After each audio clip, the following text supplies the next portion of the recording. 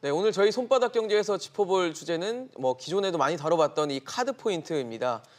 카드 포인트 같은 경우는 매년 하반기가 되면 내가 얼마나 많이 쌓았는지 또 어떻게 활용해야 되는지 잘 모르시는 분들이 많은 것 같습니다. 네, 카드 포인트, 이제 카드를 일정 금액 이상 사용했을 때 제공되는 포인트를 말하는데요.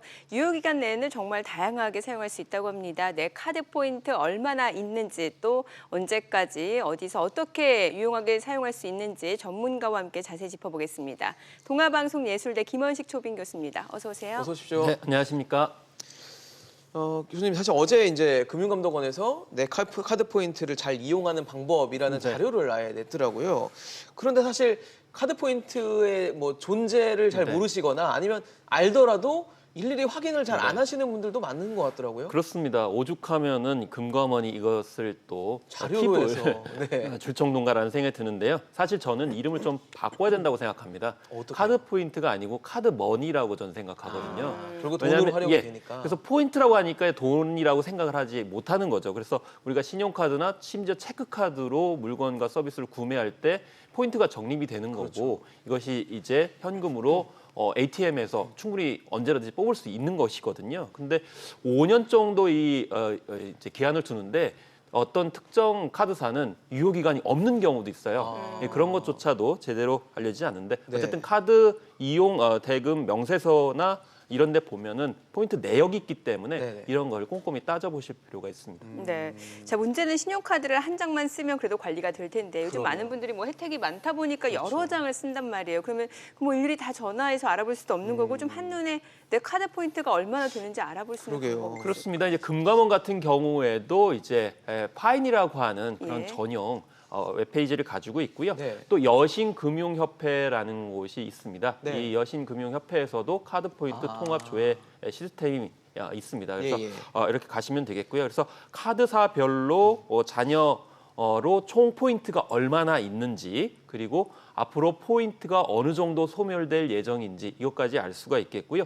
또 소멸 예정일까지도 정확하게 통합적으로 제시를 하고 있습니다. 접속을 하셔서 네. 통합조회 요청을 하시고 또 조회 카드사를 선택을 하시게 되면 들어가실 수가 있고 또 이 조회 결과를 확인하실 수가 있겠습니다. 네. 그렇죠. 사실 얼마나 있는지를 알아야 쓰니까 좀 자세히 좀 알아보시면 좋을 것 같은데 아까 교수님 말씀대로라면은 카드 포인트를 보통 5년 정도 되면 이제 시효가 다 돼서 없어진다라고 말씀을 해주셨는데 실제로 얼마나 많은 카드 포인트가 없어지고 있는지도 궁금하거든요. 그래서 국민 1인당 한 3.6장 정도의 카드를 가지고 계신 것으로 나타나고 있어요. 그래서 많은 분들은 대여섯 개 가지고 계신데 그렇죠. 중요한 것은 여기에 쌓인 포인트가 매년 1,000억 원 이상 없어지고 1,000억 있다고 원이요? 합니다. 그래서 2014년에 한 1조 8천억 원 정도 됐는데 지난 6월 말 기준으로 1조 9천억 원 정도. 그래서 그 사이에 625억 원 정도 늘었는데 상대적으로 소멸된 것은 올해 상반기에만 499억 원 정도 500억 이네요. 이렇게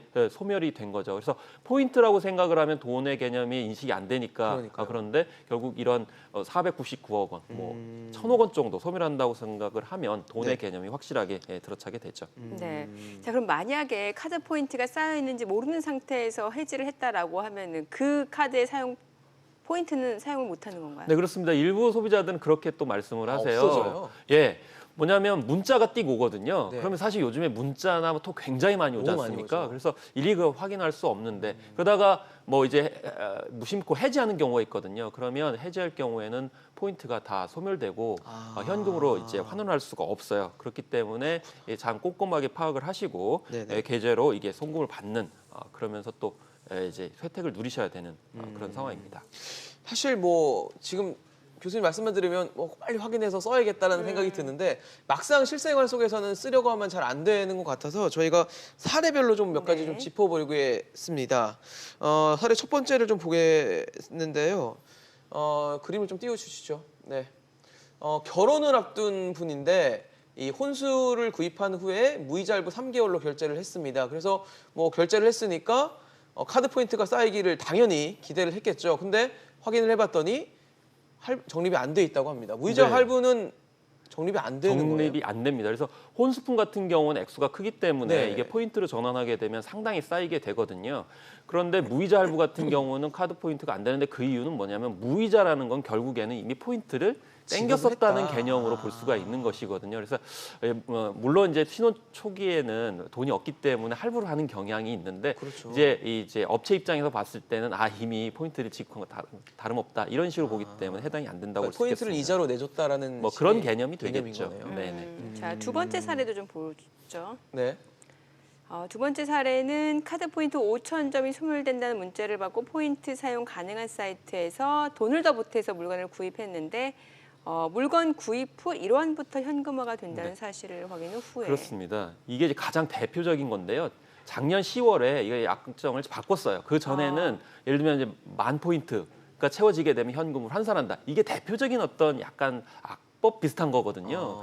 그래서 부족하니까 그거를 채워가지고 포인트를 채우려고 했던 그런 이제 행위가 아직도 남아 있는 건데 네. 작년 10월 이후에 이게 바뀌어서 1원부터 현금화가 가능합니다. 아. 1원이 쌓여 있다 하더라도 물론 1원을 이제 뭐 이렇게 손에 잡는 뽑지는 거는 않겠지만, 아니지만 네. 이게 가능하다라는 것이죠. 네. 근데 이렇게 약관을 바뀌었음에도 불구하고 여전히 이렇게 포인트 쌓인 것이 줄어들지 않고 있는 그런 상황입니다. 대체적으로 기업 쪽에서는 일정 금액 이상을 요구하거나 또 제휴사가 한정돼 있기 때문에 네. 소비자들의 혜택이 줄어들었다는 어떤 폐해들이 있어서 작년에 약관이 개정돼서 1원이라도 환급받을 수 있습니다. 네. 사실 아까 무이자 할부 같은 경우는 포인트의 적립의 예외 상황이라고 말씀해 주셨는데 이렇게 포인트 쌓일 줄 알고 열심히 사용했는데 네. 안 쌓이는 경우를 좀 정리해 주시면 더 좋을 것 그래서 같아요. 설명을 좀 드려야 되는데 예를 들면 세금이나 공과금 같은 경우 안 됩니다. 또 등록금 같은 경우도 안 되는데요.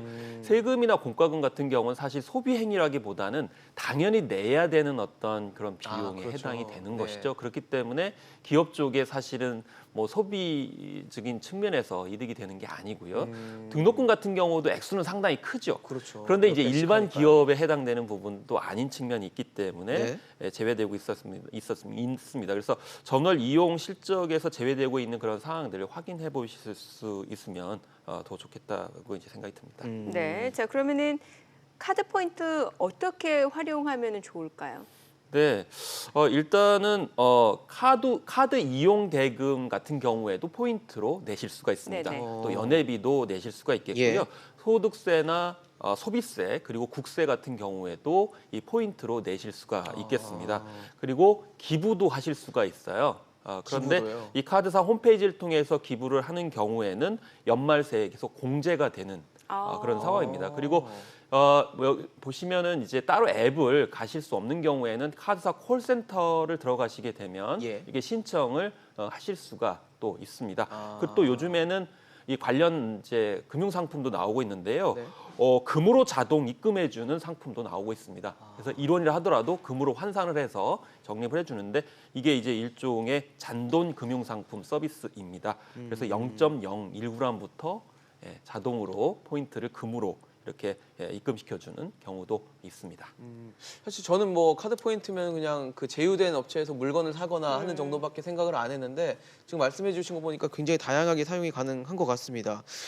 참고를 하거나 좀 주의해야 될 점이 있다면 어떤 것들이 네. 있을까요? 이용할 때? 그래서 이제 전월에 얼마나 많이 사용했느냐에 따라 가지고 포인트가 이렇게 쌓이는 거잖아요. 네. 그런데 여기 좀 따져봐야 될 것이 전월 이용 실적 기준과 포인트 적립 한도를 따져보셔야 됩니다. 예를 들면은 좀 다달이 적게 사용하시는 분들 같은 경우에는 어느 실적 기준이냐? 예를 들면 50만 원이냐, 30만 원이냐, 20만 원부터 포인트가 얼마나 쌓이느냐를 보셔서 적게 쓰시는 분들은 시작되는 지점이 좀 적은 기준을 가지고 있는 카드사가 유리하고요.